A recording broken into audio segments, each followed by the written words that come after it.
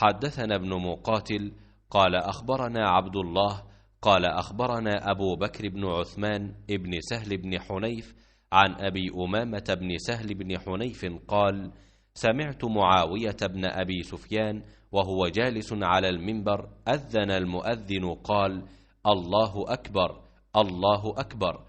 قال معاوية: الله أكبر الله أكبر. قال: أشهد أن لا إله إلا الله.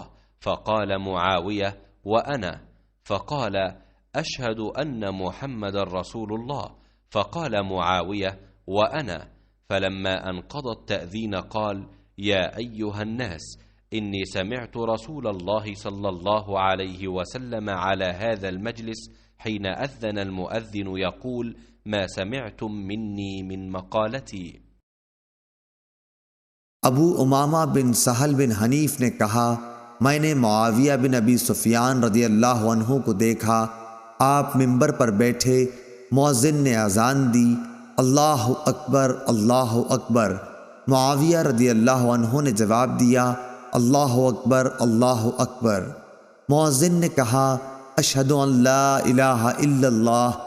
मुआविया रदियल्लाहु अन्हु ने जवाब दिया, और मैं भी तौहीद की गवाही देता हूँ। मुअज्जिन ने कहा, अशहदु अन्ना मुहम्मदर रसूलुल्लाह। मुआविया ने जवाब दिया, और मैं भी मोहम्मद सल्लल्लाहु अलैहि वसल्लम की रिसालत की गवाही देता हूँ।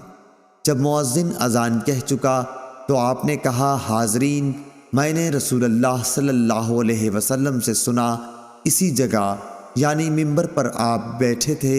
मुअज्जिन ने अजान दी तो आप यही फरमा रहे थे जो तुमने मुझको कहते सुना।